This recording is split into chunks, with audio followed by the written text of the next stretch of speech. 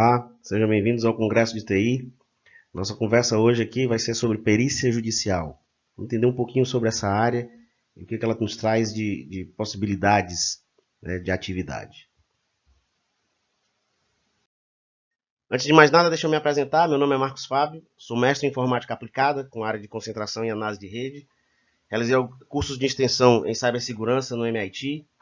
Sou coautor da NBSI, a Norma Brasileira de Gestão de Segurança da Informação, recentemente lançada no Congresso do Gartner, dia 8 de agosto.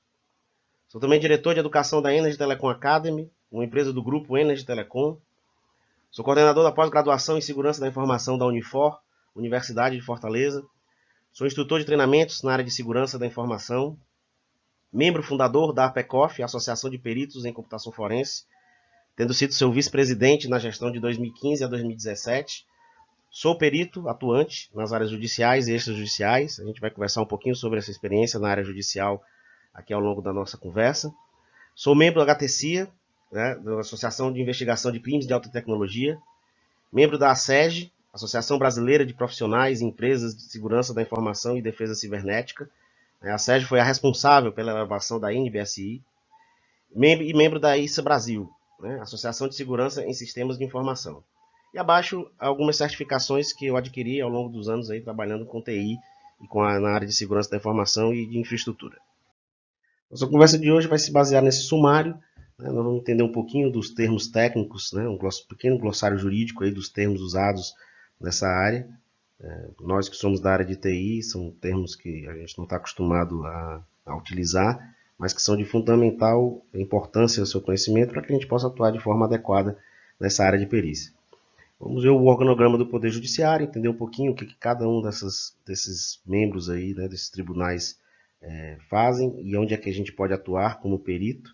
Entender um pouco do processo eletrônico. Vou mostrar para vocês um exemplo dos sistemas que são usados, né, dentro do processo eletrônico. Quais são os documentos existentes em um processo e as etapas, né, que compõem esse processo eletrônico. E entender o que é assistência judicial gratuita e o que ela traz de interessante para a gente dentro da área da perícia. E eu gosto sempre de deixar, no final, uma leitura recomendada, né, para quem quiser se aprofundar no assunto, poder ter mais embasamento aí, ter mais informações a respeito. Então, o primeiro termo que nós precisamos entender é o que significa forense.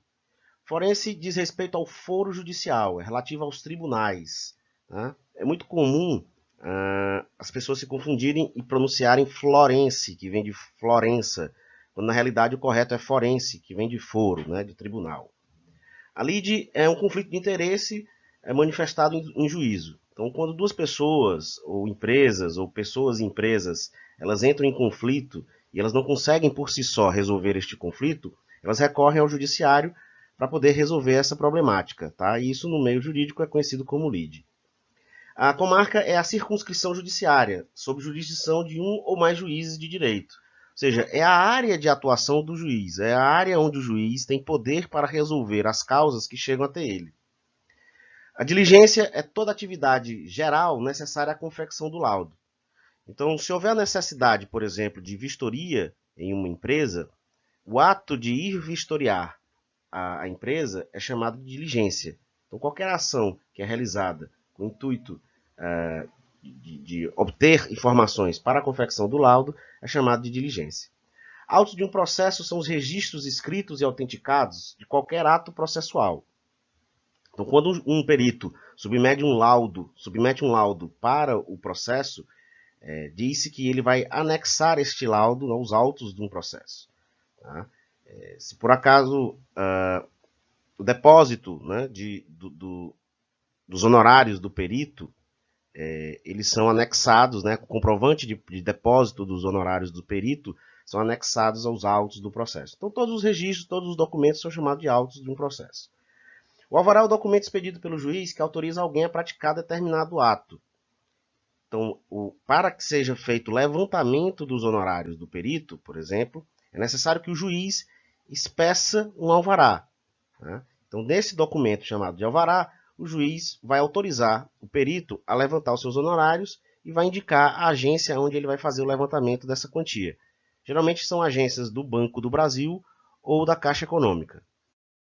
Então, a petição é um pedido por escrito direcionado ao juiz. Então, qualquer comunicação que for feita direcionada ao juiz é chamada de petição. E o ato de enviar essa documentação, esse pedido ao juiz é chamado de peticionamento. Então, o laudo pericial, por exemplo, é uma petição. Uma solicitação de um documento, uma solicitação de uma diligência é uma petição. Tá? Então, podem peticionar tanto o perito quanto os advogados das partes. O despacho é a decisão, né, uma deliberação, uma nota que o juiz vai realizar. Então, tudo que vier do juiz é chamado de despacho. E esse despacho também é anexado ao processo. O mandado é um documento em que está contida a ordem do juiz, uma ordem do juiz, e vai ser entregue no cartório logo após de cumprido pelo oficial de justiça, né, a fim de que seja juntado aos autos do processo. Então, se houver, por exemplo, a necessidade de uma vistoria, o juiz vai expedir um mandado para que seja realizada essa vistoria, solicitando que seja disponibilizado um oficial de justiça para que acompanhe o perito num determinado local, num determinado dia, numa determinada hora. Pode haver necessidade, em alguns casos, de, além do oficial de justiça, o perito ser acompanhado por policiais. Quando o juiz entender que a empresa pode haver alguma resistência por parte dela para que ela permita a entrada do perito e do oficial de justiça para realizar a diligência, né, para realizar a atividade, ele vai solicitar força policial e caso haja essa resistência por parte da empresa, os policiais podem usar de força para que seja cumprido o mandato. A parte é uma pessoa física ou jurídica, tá, que vai figurar no processo como autor ou réu. Tá? O autor ou réu, dependendo do caso, ele pode ser chamado de requerente ou querelante, né, o autor de uma ação judicial, ou de requerido ou querelado, o réu de uma ação judicial. A diferença basicamente é que o requerente e requerido são os termos utilizados para autor e réu em processos da esfera civil. E querelante e querelado são sinônimos para autor e réu em processos da esfera criminal, né, de cunho penal. A citação é um chamamento judicial para que alguém, em prazo fixado pelo juiz, compareça perante ele a fim de responder à ação que lhe é proposta ou de se pronunciar acerca do objeto que lhe é indicado. Então, quando uma pessoa física ou uma pessoa jurídica ela entra num processo como um réu, ela vai receber uma citação, né, uma cartinha, indicando que ela está sendo acusada de algo, né, dentro de um processo e que ela precisa responder a essas acusações, obviamente. A intimação é uma notificação, né, uma ordem emanada de um juiz ou de uma autoridade competente. Então, quando o perito ele é nomeado, ele recebe uma intimação, né, que é uma carta que pode ser por e-mail também, pode ser uma carta registrada, que ele vai receber dizendo que ele foi nomeado, tá, para atuar como um perito em um determinado processo.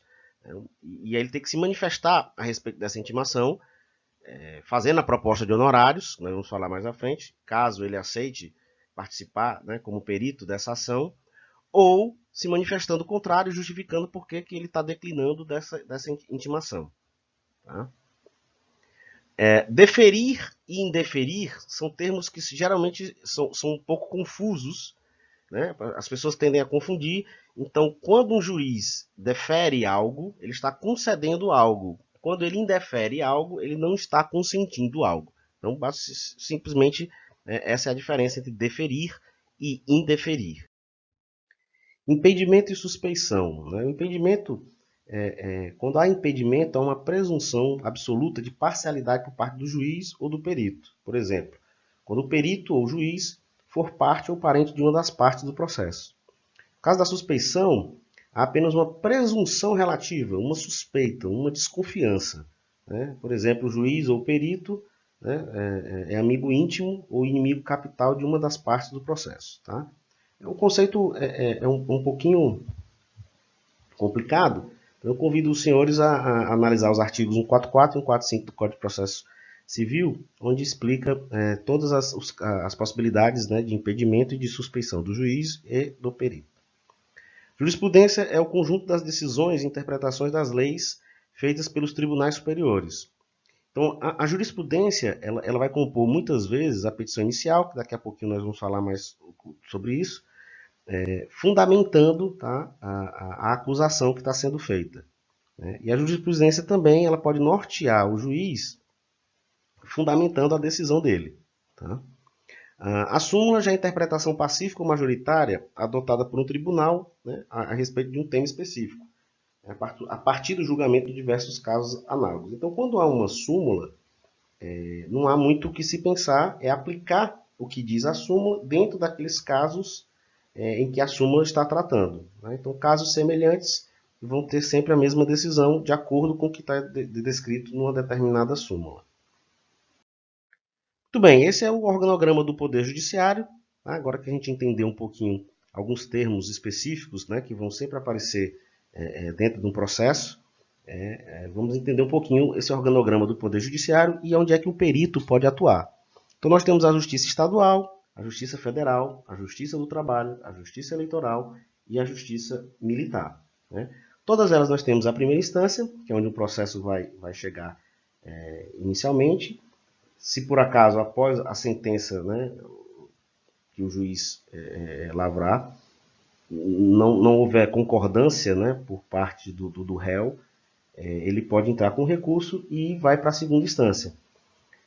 Na segunda instância, havendo a decisão e a não concordância, pode-se recorrer ainda para os tribunais superiores.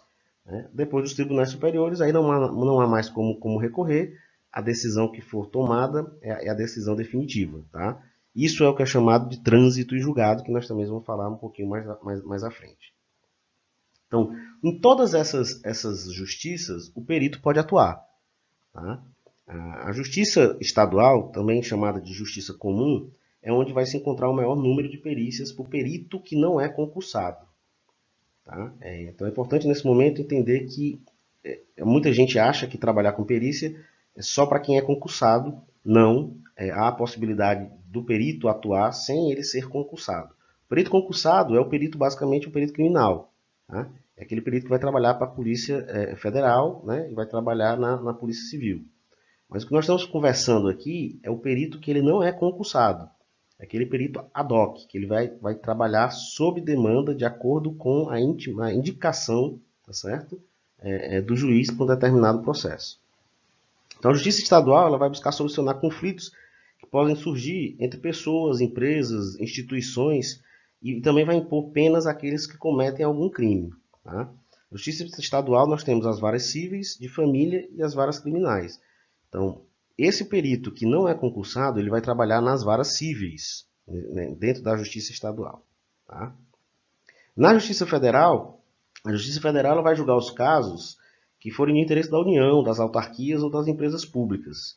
Né? Ou seja, na Justiça Estadual, pelo menos uma das partes é a União ou um órgão originado dela, como o INSS, Caixa Econômica Federal, etc. A Justiça do Trabalho é uma justiça especializada, advinda do direito do trabalho, inserida em âmbito nacional. Ela vai basicamente buscar resolver conflitos entre trabalhadores e empregadores. O que ocorre nas varas cíveis da Justiça Estadual se aplica às varas cíveis da Justiça Federal, assim como são similares os procedimentos na Justiça do Trabalho. Uma grande diferença é que na Justiça do Trabalho o perito só vai receber os honorários dele ao final do processo. Na Justiça Estadual, após a entrega do laudo, o perito já está autorizado, uma vez que o juiz expediu o alvará, para receber os seus honorários. Então é bem mais interessante trabalhar-se na Justiça Estadual, né, nas varas cíveis, do que nas varas do trabalho, mas há, claro, a demanda também na Justiça do Trabalho e vencimentos bem interessantes. É só a diferença de que vai demorar um pouquinho mais para receber. Tá? A Justiça Eleitoral também é uma justiça especializada, né, só que é advinda do direito eleitoral e inserida também em âmbito nacional. Tá? Ela vai prezar pela garantia da legalidade no processo eleitoral.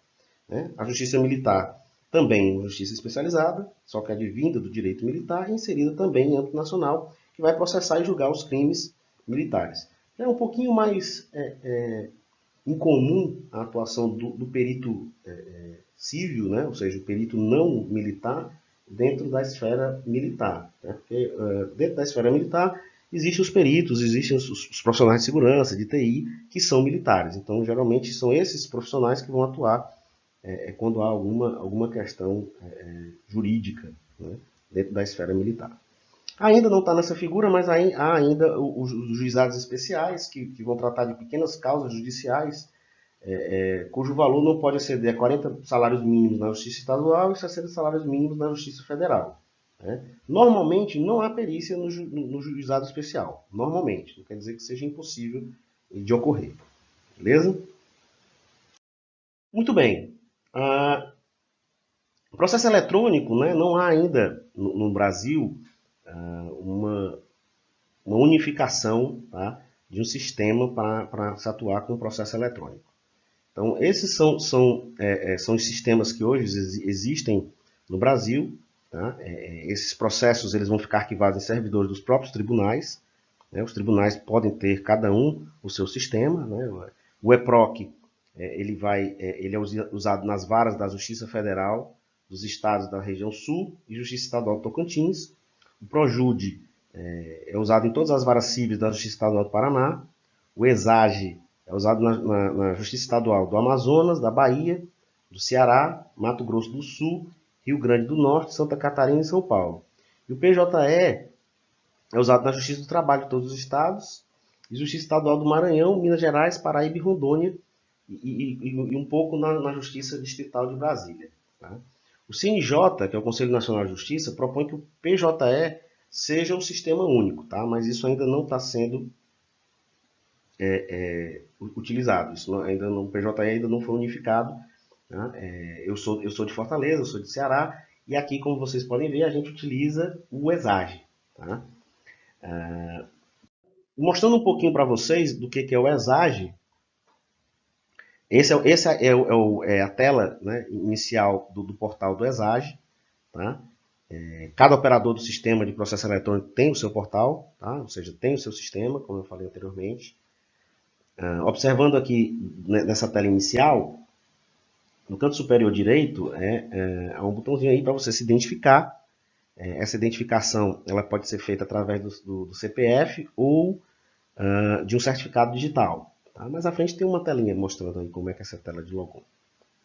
Aqui no lado esquerdo, tem várias opções aqui do menu. Vou mostrar para vocês as opções, vamos dizer assim, mais interessantes. Aqui tem as consultas processuais. Não há necessidade de se estar logado no sistema para fazer essas consultas.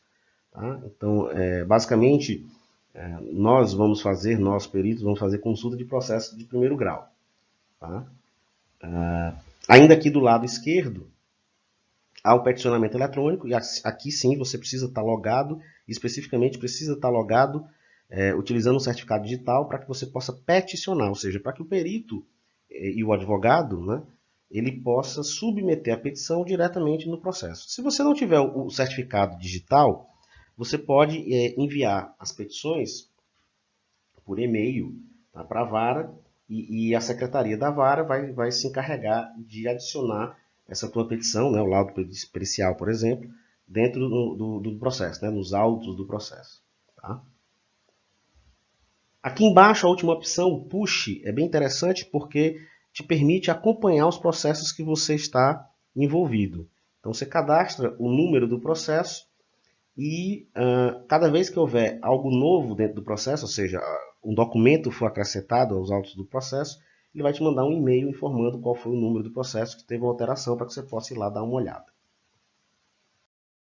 Muito bem, essa aqui é a tela, né? Depois que você clica naquele botãozinho do lado direito superior, ele vai entrar nessa tela, né? Como eu falei, você pode utilizar tanto o CPF, o CNPJ, né? Ou um certificado digital. Tá? Aqui eu estou entrando com o meu certificado digital. Após entrar com o certificado digital, vai aparecer essa telinha, tá certo? Onde vai ser pedido para que você informe o foro, né? Veja lá a questão dos tribunais. Você pode colocar todos os foros, ou se você souber já qual é o foro, você vai lá colocar. Fortaleza, por exemplo. Se você quer pesquisar pelo número do processo ou por qualquer outra informação. Então, nesse caso específico, estamos pesquisando em todos os foros pelo número do processo. O número do processo ele é formado por várias partes. Tá? Essa primeira parte aí, que está representada pela letra N, são 7 dígitos que indicam o número do processo. Tá? Depois vem 2 dígitos que são 2 dígitos verificadores da integridade do processo, que são calculados a partir de todos os demais dígitos. Então, é um dígito verificador. Logo após aparecem 4 dígitos que vão indicar o ano, né, de início do processo. Tá? Na sequência, existe um dígito identificador do segmento do judiciário a que pertence o processo. Então, nesse cenário, né, nesse exemplo aí, o dígito 8, né, representa a Justiça Estadual, tá? Mas o dígito 1 é para o Supremo Tribunal Federal, o 2 é para o Conselho Nacional de Justiça, o 3 para o Superior Tribunal de Justiça, o 4 para a Justiça Federal, o 5 para a Justiça do Trabalho, o 6 para a Justiça Eleitoral, o 7 para a Justiça Militar e assim vai. Tá? Depois do número 8, né, por exemplo, né, que é representado pela letra J aqui nesse exemplo, você tem 2 dígitos que vão indicar o tribunal ou conselho do segmento do Poder Judiciário a que pertence o processo. Então, nesse exemplo aí, nós temos a Justiça Estadual e nós temos o Tribunal do Ceará. Tá? Os últimos 4 dígitos, eles vão identificar a unidade de origem do processo, a comarca. Tá? Então, aqui, por exemplo, 0001 representa Fortaleza, 0117 representa Maracanaú, que é um município vizinho. Então, basicamente, o número do processo é composto dessa forma. Dentro daquela primeira tela que eu mostrei para vocês, há a possibilidade de você peticionar. Né? Uma vez que você foi logado, você vai poder acrescentar, enviar uma petição, né, o laudo, mais uma vez, por exemplo, no processo. Então você coloca o número do processo, automaticamente ele já vai preencher o foro e a classe do processo. Então, por exemplo, Fortaleza, a classe do processo poderia ser a produção antecipada de prova. Né? O que é a produção antecipada de prova? Você tem fundado receio de que venha a se tornar difícil ou impossível a verificação de determinados fatos no curso do processo. Dentro da computação, é muito usual se utilizar a prova antecipada, a produção antecipada de prova, quando se tem um caso de licenciamento de software. Então, está desconfiado de que a empresa não tem a quantidade de licenças adequada para a quantidade de softwares instalados. Então, entra-se com um processo de produção antecipada de prova. Por quê? Porque se o réu for comunicado, né, for citado, né, que ele está sendo acusado de que não tem licença suficiente para os softwares instalados, muito provavelmente ele vai desinstalar esses softwares. Tá? Então, ou seja, há um receio de que se torne impossível a verificação do fato. As categorias elas vão estar vinculadas à classe do processo. Então, poderiam ser petições diversas, poderiam ser recursos.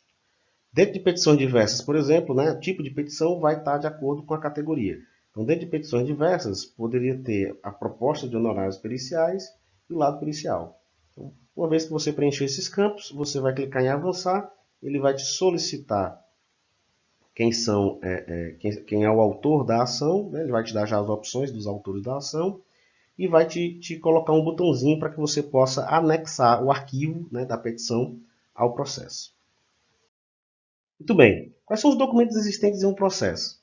Nós temos a petição inicial, tá? Que isso não vai ser gerado pelo perito, isso é gerado pelo advogado, é um requerimento onde o advogado vai indicar os dados do autor do processo, os dados do réu, a procuração da parte que ele está representando, né? Ele vai argumentar os fatos e os fundamentos jurídicos lá desse pedido que ele está fazendo de entrada de ação, né? Vai colocar alguns documentos que possam sustentar e ilustrar sua tese. Nesse momento pode ser anexado já um laudo feito por perito particular para sustentar a argumentação, né, do advogado, tá? E o valor da causa. Há petições ordinárias, né, originadas das partes, então, como petição de contestação. Depois a gente vai já ver isso, mas depois da petição inicial, há a oportunidade do réu se manifestar, né, ou seja, enviar uma petição de contestação contestando todas as acusações que foram elencadas na petição inicial. Tá?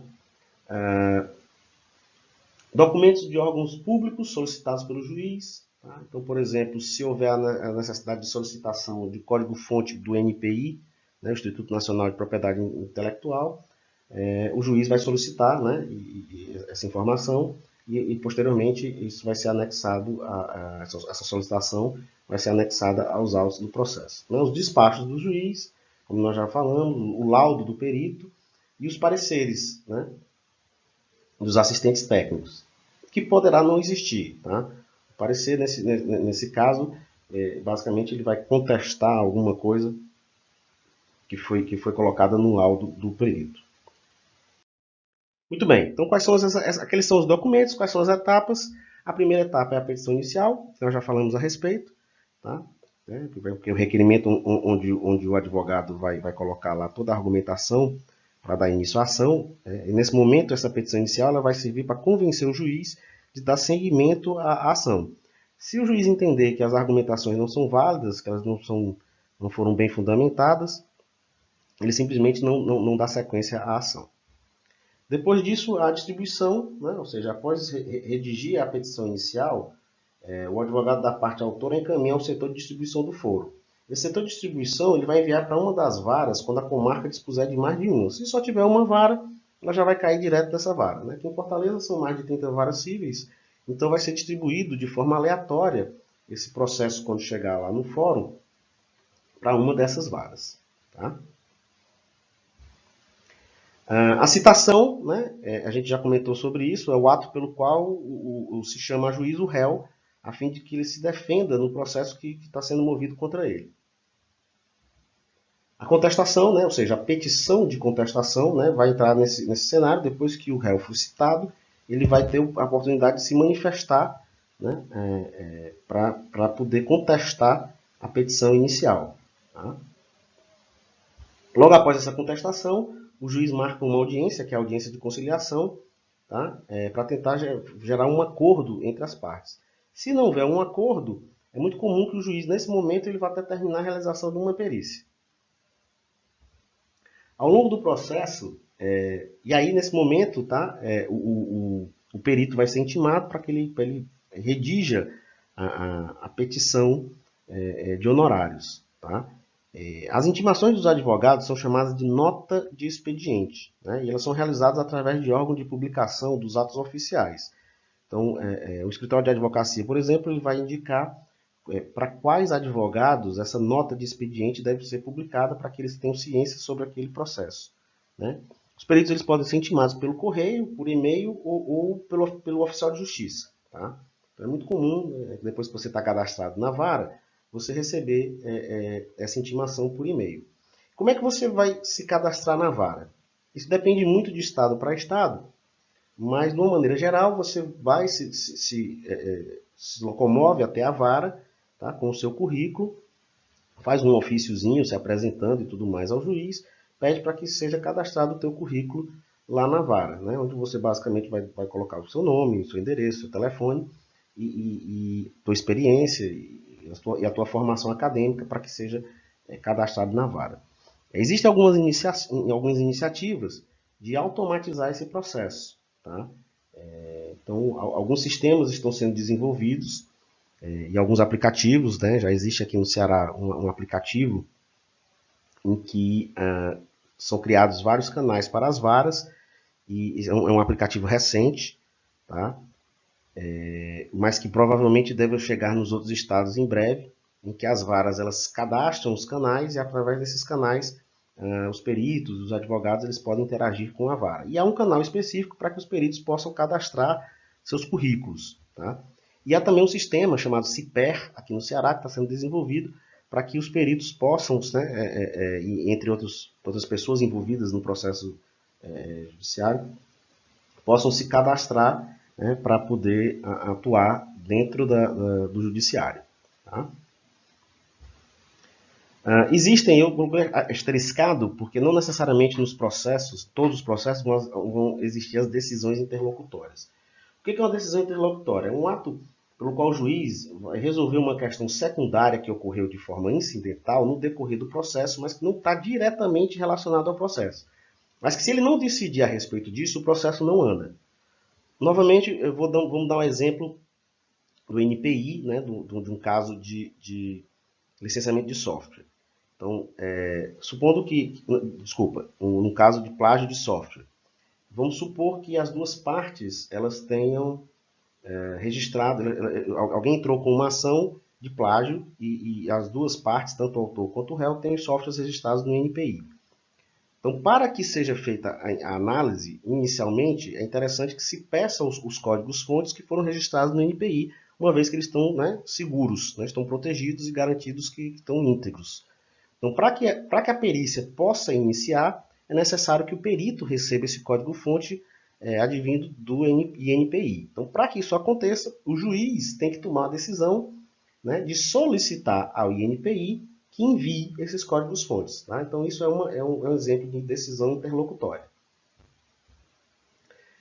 Depois que o perito foi intimado, depois que ele enviou a proposta de honorários e essa proposta foi aceita pelas partes, como eu falei, as partes elas podem se manifestar contrário ao valor colocado na proposta de honorário, é realizada a perícia propriamente dita. Ou seja, o perito ele vai manifestar, vai peticionar o dia, né, e a hora em que vai realizar a perícia para que os assistentes técnicos das partes possam acompanhar essa perícia. Tá? Isso também está previsto no Código de Processo Civil.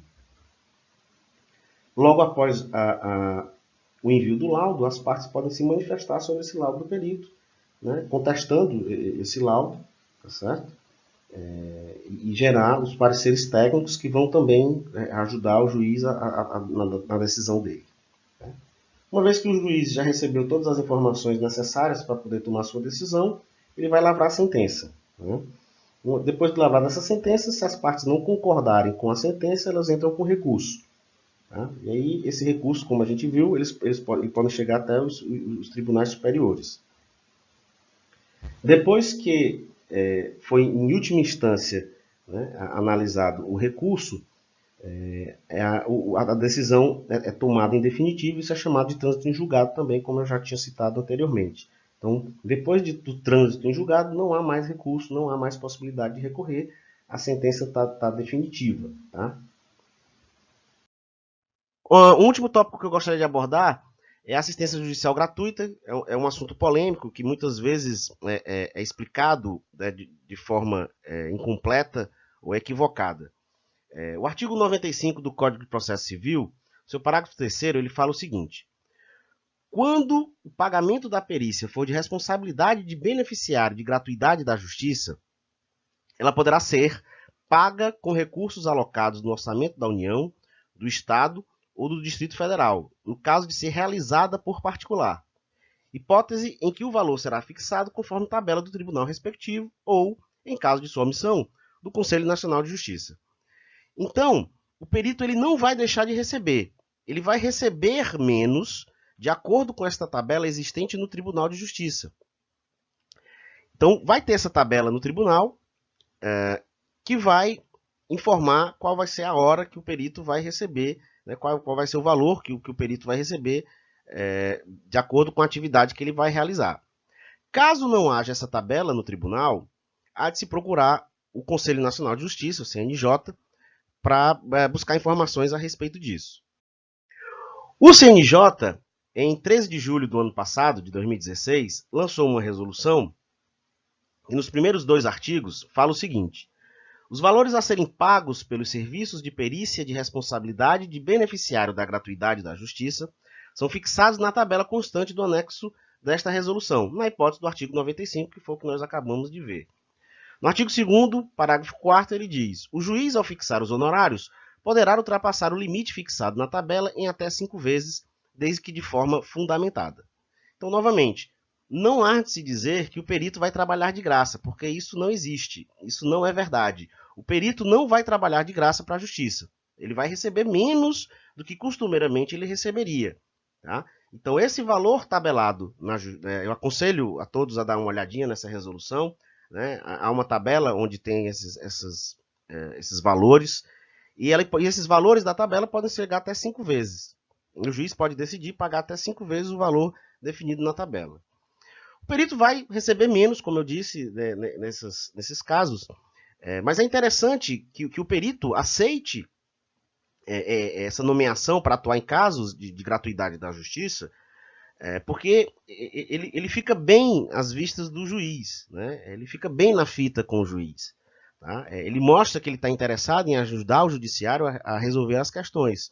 né, e simplesmente não somente trabalhar em prol de receber grandes vencimentos. Então, para quem está começando na área pericial, é interessante que você comece aceitando esses trabalhos da assistência judiciária gratuita, porque você vai ganhando menos, mas vai ganhando experiência e vai mostrando o seu serviço para o juiz.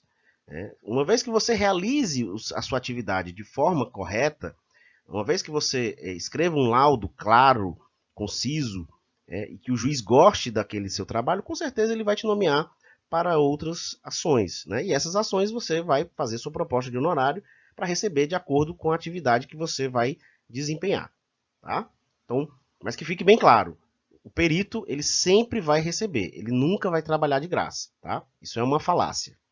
Como eu disse no começo da apresentação, eu gosto sempre de deixar uma sugestão bibliográfica para que aqueles que gostaram do assunto e queiram se aprofundar mais nesse assunto possam ter uma referência, né, interessante. Esse primeiro livro, o Manual de Direito Digital, do Dr. Gleidson de Farias Lima, é um livro extremamente bem escrito, muito didático, e o título foi muito bem colocado, porque o Dr. Gleidson ele começa explicando fundamentos de TI para o pessoal do direito e conceitos, né, fundamentos do direito para o pessoal de TI. Então, é muito interessante essa parte inicial do livro. Logo após essas explicações, ele apresenta alguma jurisprudência, alguns casos, né, focados, né, em crimes digitais, explicando e contextualizando, né, dentro do cenário jurídico as decisões que foram tomadas. Então, vale a pena muito comprar esse livro, principalmente para o pessoal que está querendo ter o primeiro contato com esse assunto. O livro Direito Digital, da doutora Patrícia Peck Pinheiro, ele é referência absoluta no assunto, tá? Merece estar na prateleira, na estante de todos os interessados, seja da área de TI, seja da área do direito. Tá? As pessoas que estão envolvidas de alguma forma com direito digital, seja através de contratos, seja através da perícia, devem ter esse livro em casa. O livro do Paulo Cordeiro, A Perícia no Novo Código de Processo Civil, é um livro fininho, mas também muito didático, muito bem escrito. O Paulo Cordeiro ele é um contador que escreveu esse livro e trabalha com perícia contábil, e o livro foi revisado por um advogado. Então ele simplesmente elenca todos os artigos que estão relacionados à perícia judicial. Tá? Então, os artigos que estão relacionados à proposta de honorários, os artigos que estão relacionados ao impedimento, suspeição, prova antecipada, etc. Então é um livro muito interessante, muito bem escrito também, muito didático, que vai ajudar indiscutivelmente aqueles que querem entrar na área de perícia judicial ou aqueles que já estão trabalhando, mas querem entender um pouco melhor como é que funciona essa parte do processo, né, no judiciário. O próximo livro é um livro de metodologia científica, aplicado à perícia criminal, mas é claro, ele também pode ser aplicado à perícia civil. Por que é um livro interessante? Porque a atividade pericial ela é uma atividade que envolve metodologia científica. Tá? O método científico. Então é interessante que se saiba, né, que se entenda como é que funciona essa metodologia científica e, é claro, como é que se deve escrever algo dessa natureza. Que é um problema que nós, principalmente da área de exatas, temos, nós não sabemos escrever. Nós somos muito bons com os números, mas com as palavras nem sempre. E é claro que todos nós devemos saber português, devemos saber escrever de forma correta, mas na área pericial é de fundamental importância que você consiga estabelecer, escrever um texto, né, de forma coerente, né, com começo, meio e fim, e que fique claro, né, principalmente para o juiz.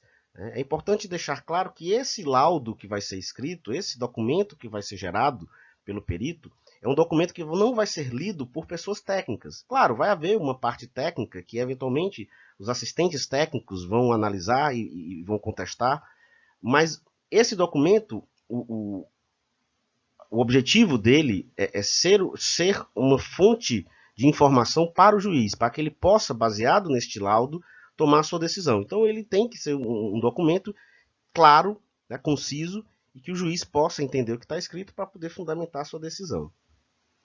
O livro Perícia Criminal e Civil, do Dr. Alberi Spínola, é uma referência na área, tá? É um livro bem completo, muito bom também, que fala de perícia, não somente de computação, ele vai falar um pouquinho de balística, vai falar um pouco de documentoscopia e de outros assuntos relacionados à perícia. Tá? Então, vale a pena, é um livro realmente muito interessante, muito completo. E os 2 últimos livros são livros que falam sobre os crimes virtuais, os crimes cibernéticos, tá? Contextualizando, conceituando estes crimes e apresentando situações, né, fazendo uma comparação do entendimento do que, né, da tipificação do crime no cenário tradicional e no cenário digital. Então vale a pena esses 2 livros. O último livro é um livro escrito pelo Dr. Emerson Wente, ele é um delegado responsável pela Delegacia de Crimes Cibernéticos do Rio Grande do Sul. Então são 2 livros bem interessantes também, muito, muito bons de serem adquiridos. Deixo meus contatos, fico à disposição. Quem tiver alguma dúvida, não tiver ficado claro algum conceito, alguma coisa do que a gente conversou brevemente aqui durante esses minutos, quem quiser me seguir nas redes sociais, acompanhar meu blog, né, pode ficar à vontade. Quem tiver dúvida, por favor, fique à vontade para mandar e-mail. Agradeço imensamente a oportunidade e a atenção de vocês até agora. Tá? Então, até uma próxima oportunidade. Forte abraço para todos.